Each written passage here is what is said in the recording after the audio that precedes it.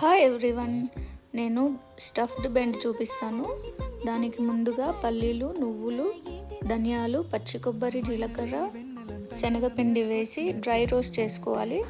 తర్వాత అల్లం, వెల్లుల్లి, ఉప్పు, కారం వేసి గ్రైండ్ చేసుకోవాలి. గ్రైండ్ చేసుకున్న పౌడర్ని పక్కన పెట్టుకొని ఇలా బెండకాయలు చూపించిన విధంగా కట్ చేసి అందులో మొత్తం స్టఫ్ చేసుకోవాలి.